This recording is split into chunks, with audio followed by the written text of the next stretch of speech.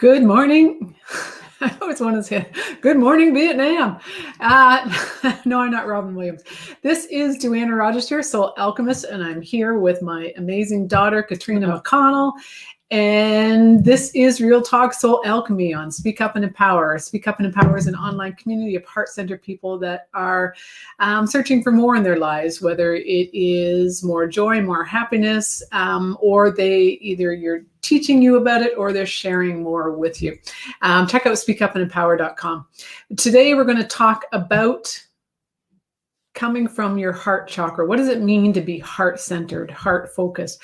What does it mean to go inwards? What does it mean to do things focused on what's best for your soul as opposed to what's best for this human existence? Because so often it's confusing. I used to watch videos all the time and they would always say, do what your soul wants. And it was always like, well, how do I know what my soul wants? How can I do that if I don't know? Anyway, so that's what we're going to talk about, is how we can find ways to come from a place, a heart-centered place. So if I said to you, Catriona, what does it mean to come from a heart-centered place? Well, we had this discussion before it started, and I said, I don't know. And Mom said, let's do this. And I said, oh, okay. And then she pressed the button to go live. So I don't know, Joanna, what does it mean? Well, obviously, Catriona's home for a week and a half in between semesters. One more semester. Yay! So that's why I pulled her on here. Although we did have her amazing best friend, Melissa Diesel, last couple weeks ago, and talking about her story and her journey. And that was wonderful. So I wrote an exam during it, but it was good to hear. Yeah, so check that out, though. If you know of anyone that has lost, Melissa had the experience of losing her daughter within hours of her being born. And it's a journey that she's going through. She's an amazing soul. And it's she sent me the text because I happened to text her the night before. And she immediately followed up like, oh my God, how did you know? And her water had just broken. And I realized I just hadn't texted her in a little bit. So I sent her a text. And then at 10 the next morning, I just sent her a follow-up being like, hey, hope everything, like, just one of those texts you sent. Hey, good luck, everything. And then she sent back just saying everything that had happened. I just remember being in shock.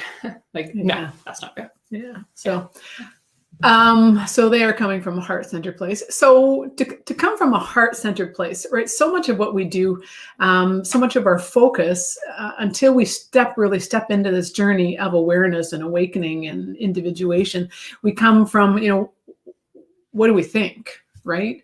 What is our story? And we come from places of what we've always known. And so what we've always known, that's our story of who we are, but it's not our truth. And when we come from a heart-centered place, we come from a place of love.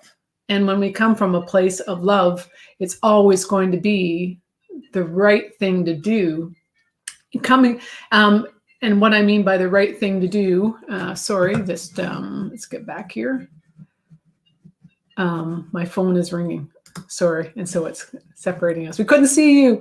That when we come from a heart-centered place, we are coming from what's the best thing for our soul, as opposed to what we think might be the right thing to do. Does that make sense?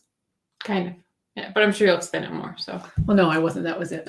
Okay. Well, no, we'll just give more examples and discussion. Okay. So, but the question not always is, but a lot of times is, well, what is right for my heart, right? Because our story gets in the way. Our story based upon, who our parents are, what cultures they come from, the culture of the world that we live in, right? Are we being dictated because we're female, because we're white, and because that entitlement, because there's just so many things in there. And if we can move away from that and figure out what would we do from a place of love, which is our heart center, then that changes things. It lets go of the ego. It lets go of the story. It helps us fall into when we love ourselves and then love others unconditionally, then it's always going to be the best thing for you to do. maybe right is the wrong word, because then there's connotations that there is a wrong thing to do. And if you're coming from a heart place, it will always be the best thing to do. Okay, maybe we can elaborate more of what you mean about story, because we've talked about that before. And everyone is the foundation of where they came from. So kind of what Mom said to parents and stuff, but there's also a lot of stories that we've told ourselves or been told so many times, eventually we started to believe. There's a couple of things I know, for example, I always felt like I was terrible at math. And it's like, but when I actually like sit down to do it, and that could be a product of, again, the female factor of just, it was never shown to me. It just never seemed like an important thing for me to be taught. And that's its own thing. But this could also just be, sorry, there, get it centered. There we go. A product of where I just had so many times where it was told to me, oh, you're not good at math. It's just not your strong suit. Don't worry about that. Where I eventually started to believe it. And am I brilliant at it? No, but I can do math. It's actually pretty straightforward. I just have to sit down and take the time. Like honestly, most of the population. So just a story is your foundation, your background, those are stuff that happens, but it doesn't necessarily make it true for yourself.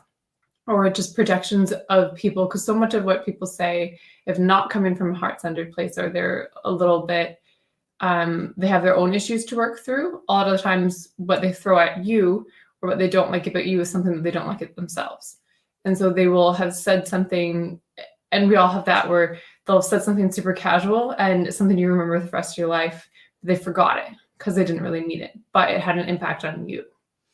And that's so true, right? And that happens so often, right? I look back at things that, were said to me as a kid, and they become our story, right? Or even, so for example, Mom had this nickname given to her by her father, Sparrow. And for years she hated it. And she can explain more, but her other sister was Petunia.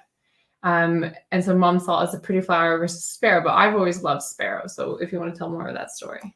Yeah, Dad didn't have nicknames for my oldest sister, Petunia, really bright colored and maybe showy. That's not, he never meant it that way, but, very bright colored. And whereas Sparrow is this kind of brown thing that's, there's tons of them around and you see them everywhere. And they're just kind of these mousy little things and stuff like that. So that's why I didn't like Sparrow. But when we asked him, my dad, when we asked my papa or her dad, he said, no, it was just this cute little bird. And he had like a much warmer connotation towards it. Like to him, it was a cute, affectionate nickname that was just Joanna and something to do with her dark hair. And I can't remember all of it. Well, he also said that it was talked all the time, which is not me. Lots of older siblings with lots to say. Yes. Mom was the proverbial middle child for most of her life. Yeah. Which is interesting because she's definitely now the linchpin of her family. Mom, without a doubt, is the one, as I'm sure the whole community knows of seen of her. She's definitely the leader of the family. And if there's an issue or a conflict, Mom's the one they turn to. Absolutely. My sister would still dispute that. Anyways. She's also wrong.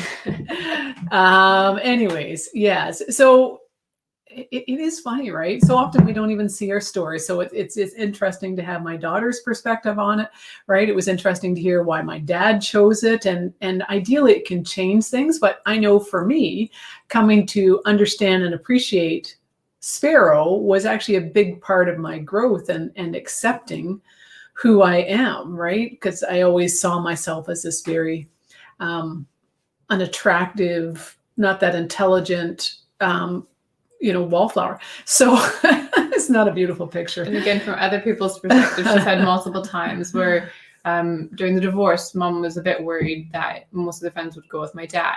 And a lot of them, of course, loved Dad too, but they're like, oh no, we loved when you came too. We loved hanging out with you. And like there's always an awkwardness between friends, but there were so many people who was just like, no, we want you still in our life, even the ones who thought were Dad's friends. Mm-hmm. They weren't. They were your friend. Yeah. Thanks. So to come back from the heart-centered place, right, and to that place of coming from a place of love, right? That's what always makes, so just get the call. Thank you from Ghana. Welcome. But when we can come from that place of love, but I guess the question is, how do we know that we're coming from a place of love? And we're going to do a really quick meditation today just to guide you through it, because I've started doing this meditation lately, and it's really has brought me to a heart-centered place. And it's just a really short one. So start by just tapping on your sternum, going up and down your sternum. And what this does, it just opens things up a bit more and makes you more aware. And then when you stop just at the top of your chest, then if you picture the most beautiful flower in bud form. And just picture that bud sitting right there. And breathe deep, fully into your belly. Allow yourself to relax a little bit.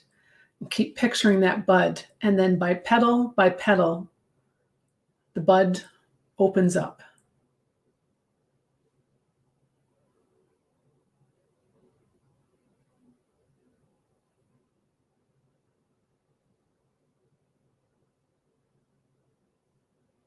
And as that petal, that bud opens up to the most exquisite flower, whatever your flower is. And picture that sitting there on top of your chest, on top of your heart chakra. And when that petal is fully open, appreciate the beauty of it, the creativity of it, the knowing that came, something absolutely amazing created that. And you are that exquisite flower. And then picturing yourself entering the very center of that flower. And go into it. And when you enter it, know that you're entering your heart chakra. And just sit there and feel the energy of the most beautiful flower that you can ever imagine. Coming to appreciate that you are that most beautiful flower imaginable. And that is your heart chakra. And when you sit there, you can feel the love of the flower, the love of yourself, and allow that to open.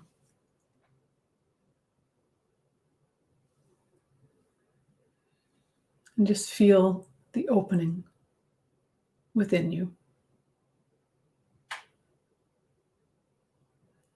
And just sit there and breathe.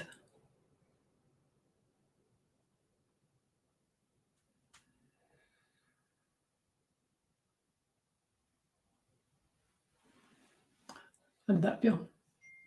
It's good. I always picture a peony. Okay. I love him so much. Yeah, so beautiful. And so what could you feel when you were there? It was just warmth and this beautiful, bright pink light. Okay.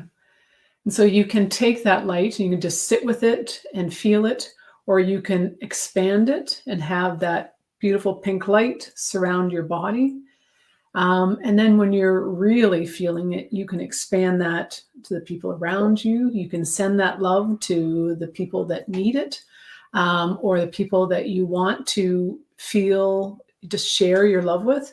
And you can then go further and really expand it to have that light touch every single person on this planet. And feel that expand and then off into the consciousness. But for now, you can just feel that love. But when you come into your heart chakra, that place of love, and make your decisions about things, think about things, and figure things out when you're trying to decide what to do, which turn to take, which action to take, come into that heart chakra and decide from there. Whether it's your business and you're deciding about a service that you want to offer, or a workshop or seminar or anything, right? If you're thinking about your clients, if you come into your heart chakra and think, what does this client really need? it's never about the product that you're selling. Ultimately, it is, of course, but it's coming from, what does your client ultimately need? And a true salesperson provides that, right? Whether it's peace of mind, or it's more time, or it's security, or whatever it is, right? You're providing them with, you're satisfying an emotional need as opposed to the physical need. And when you figure out what the emotional need is, then you can say, well, this is how this product will supply that. But, whether it's, so with me, if I'm thinking of offering a workshop, if I come from a heart-centered place of how many people, how do people need my help? What can I offer to people? My wisdom, my knowledge, my channeling, my guidance, the direction, whatever it is, when I come from that place of how can I help people the most, then the services that I offer will be the right ones, as opposed to thinking, I need to make some money. How can I make the money? Yeah. And what services can I offer? And so but also in relationships, if I'm thinking about, someone that there's a conflict with, if I can come from a heart-centered place and think, what can I do about this conflict? How can I resolve it? And come from a place of what's best for me, from a heart-centered place, but also coming from a place of love for them, as opposed to thinking about how they'll think about me or how I think about them or anything like that. But if you come from a place of love for yourself and for them, then it will always be the right way to go. So empathy, more than, especially for the conflict example, just coming at working towards the conflict with empathy and not trying to win. So if you're coming from a heart-centered place, you can come with, even if you are in the right and they did so many things, if it's a person that you do want to overcome this conflict with, just having some empathy towards the other person, that heart-centered stance and looking towards them with that will help the conflict. Because you're not going to win any conflict. That's just not how the world works. Well, that's your ego speaking, right? Yeah. That you need to win. Yeah. But if you come with empathy and with love, you can come to an understanding. And even if that's understanding that your relationship has come to a close, you can hopefully end without too many hurt feelings, and then you can both finally move on with love for each other, even if it's at the end. Yeah, and so right, like sometimes relationships we have to move forward, right? And so often on this journey of exploration, of awakening, we come to realize that the relationships no longer serve a purpose, but they're actually preventing us from growing, right? That we get stuck in relationships because they've always been there, right? How often, how many people do you know that, well, I've always known them, so I'll always put up with their stuff. Excuse me. And, sometimes we have to with family, but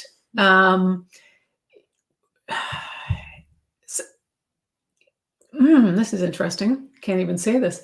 Something's coming up. So it's sometimes with family, we can't, what's that expression? You can pick your friends, but I won't say that one's kind of a gross one. Anyways, we'll skip by that. If they're family, right, sometimes, but we can just block their energy from connecting with them. We can, right now with my family, there's a big thing about, this whole wonderful pandemic, and they're on one side and I'm on another side. And we have reached this mutual agreement, a silent agreement, that neither of us will actually talk about it. Because I'm not going to change my mind. They're not going to change their mind. And as much as I think the beauty of it, though, is that we can have a discussion.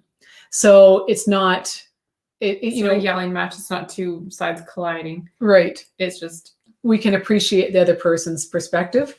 I don't agree with theirs. And I don't agree with yours. But I love them. So we're it's just yelling going to match. It's not. Yeah. Right. It's going, okay, you're wrong. No, I don't. Well, no. Anyways, there's so many things there. But anything that we do, if we come from that place of love, if we come from a heart-centered place, it changes things, right? It helps us to let go, step away from that ego that tells us that we're right and they're wrong, and we have to force them to come to see our side, but also that need to win, right? I'm a very competitive person, and I think that's been a huge change over the years. I still want to win at Monopoly with my kids, but that's beside the point.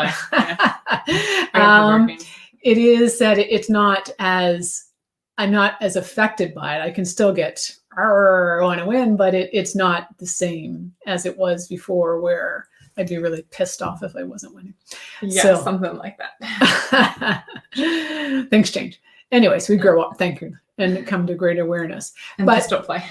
So that meditation that I did is a really great place to just get you to start to feel it. The tapping on the chest opens you up more. In fact, if you're ever not feeling well, your thymus is right about here, and your thymus helps with your immune system. And if you tap on your thymus, even just a few times, it will stimulate it to function, to kind of kick into gear. But the sternum is a great place to, open things up, and opening up that heart chakra, because a lot of us have closed down our heart chakra for a variety of reasons, right? We've been hurt. It's coming from past lifetimes. We're afraid to let people in. Like, there's so many things. And so it's very easy for us to shut it down and then not let people in. And I have a number of clients that said, I've always felt like I'm not connected to anyone else. I've always felt different from my family, like I never really fit in. And I'm really coming to see that a lot of times it's because we shut our hearts down. We shut that heart chakra down so that we just don't have to deal with it. Or, we don't have to feel the pain when we let someone in and we get hurt. So a lot of it's old lifetime stuff that we've carried forward, and we brought it in to protect us. But it's a different time and place now, and we can learn to open it up. And if you know people that have issues with heart issues and people that have lung issues, it's entirely possible that their heart chakra is closed down. And if we can open up, you can let go of that energy and release. A lot of guilt presents itself with lung issues. So lots to deal with there. So questions, does that make sense? Yes, absolutely. She's really not going to say no, but it is. Yes, I would. So what else? So I think just being an observer, right, of how people affect you and how you respond to other people and your thoughts. Because Kat mentioned before about so often we respond to other people and we think it's about us. And so often, like probably 85, 90% of the time, if someone is lashing out or someone's saying mean things, it's not about you at all. Or if they're acting just a little colder, especially in a newer relationship, and you're like, oh no, did I say something? Did I upset them? Or even with a boss, like, oh, the boss isn't really reacting. Did I say something wrong? It's like, typically they're just in their own thing. And because we are the focus of our own lives, there's so many times where I've had to tell myself, it's like, oh no, I'm not the center of their universe. What they're saying over there, those two people whispering, I would say 99.9% of the time, has nothing to do with me. They're not talking about me because they've got their own stuff and they are their own world. And I'm not the center of their world. It's just, it's just coming to understand and again, empathize with other people, is that if they are a little frustrated, worried, if you do want to say, hey, everything okay? Yeah, if you want to connect out, typically they will tell you if there's something wrong, or they'll be like, oh no, I'm just focused on work. Because it's so very often people have their own stuff going on.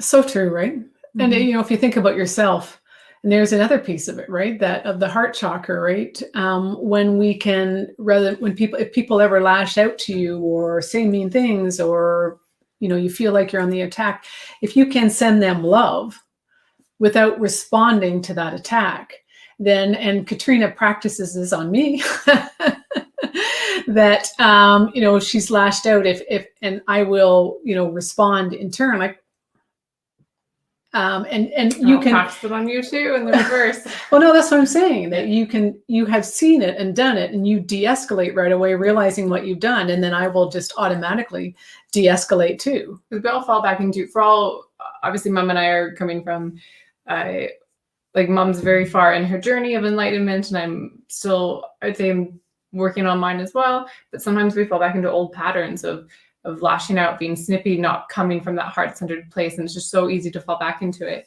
So yeah, I will say something and mom will react how she used to react back before she started her journey and got help for a lot of like your issues. And then I'll notice what I've done, just being aware. And yeah, like, I didn't know where you're going with this, sorry. But yeah, I will be like, I'm sorry, that is not how we interact anymore.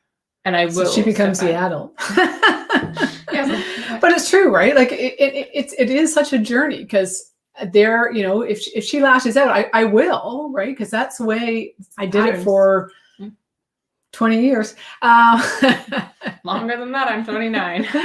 Anyways, that we fall back, right? We go back to that inner child and we lash out the same way. But the more we can be that observer and pay attention and come to understand ourselves better, then the better, the more quickly we can let go of that old response, right? The way we've always done it. And this is part of that growth and the awareness and development, right? Is coming to understand what our patterns are, what our processes, what our modus operandi is, and we can let go and learn to change and move forward.